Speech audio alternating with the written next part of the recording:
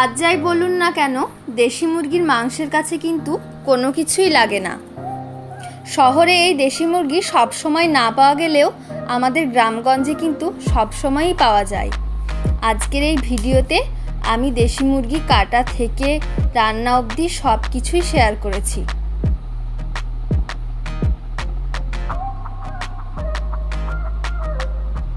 মাংসটা এখন কাটা হয়ে গেছে, এবার আমি ধুয়ে ভালোভাবে পরিষ্কার করে নেব।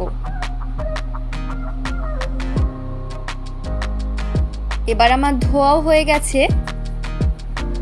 এবার একটা কড়াইয়ে সর্ষের তেল দিয়ে নিয়েছি, তারপর একটু মতো হলুদ গুঁড়ো দিয়ে নিলাম। এবার আমি আলুগুলোকে ভেজে নেব।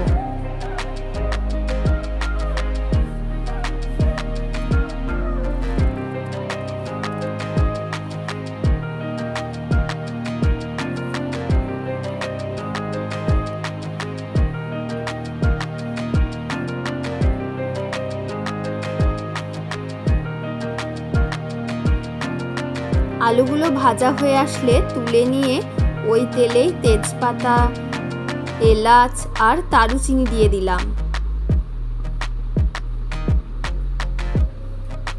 এবার আমি আগে থেকে কেটে রেখেছিলাম পেঁয়াজ, সেই পেঁয়াজ কুচিগুলো দিয়ে দিলাম।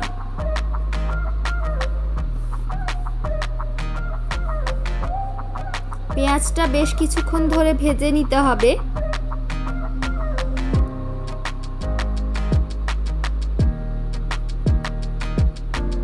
কয়েকটা মতো কাঁচা লঙ্কাও দিয়ে নিয়েছি আমি।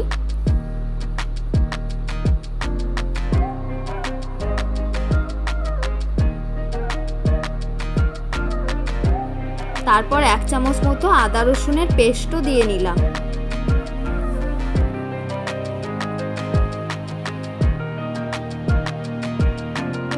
এবার এটাকে কিছুক্ষণ ভেজে নেব। তারপর এক এক করে হলুদ, লঙ্কা, জিরে, ধনে ও গোলমরিচ গুঁড়ো দিয়ে নেব।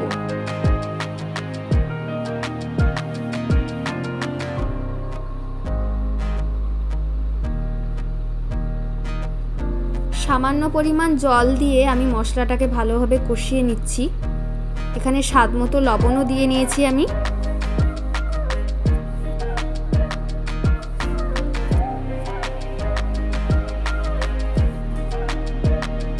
মশলাটা কষানো হয়ে আসলে তখন মাংসগুলো আমি দিয়ে নিলাম।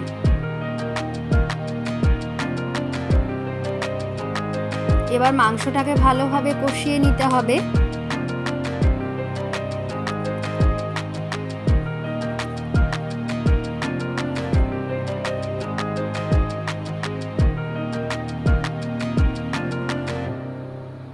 এবার 1 চামচ মতো গরম মশলার গুঁড়ো দিয়ে নিলাম।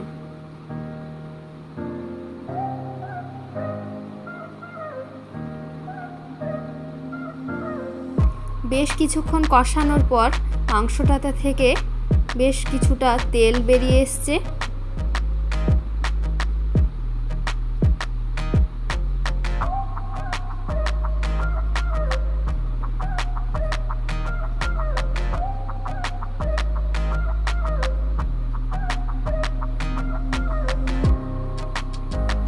এবার ভালো মতো কষানো হয়ে আসলে আমি পরিমাণ মতো জল দিয়ে ঢাকনা দিয়ে ঢেকে দিলাম।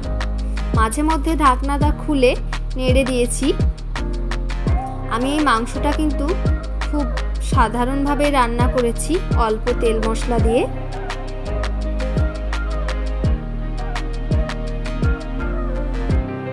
মাংসটা অর্ধেকটা সেদ্ধ হয়ে আসলে তখন আমি ভেজে রাখা আলুগুলোও দিয়ে নিলাম।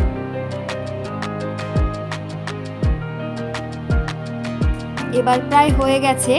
আমি সবশেষে ভাজা মশলার গুঁড়ো ও ধনেপাতা ছড়িয়ে নামিয়ে নেব।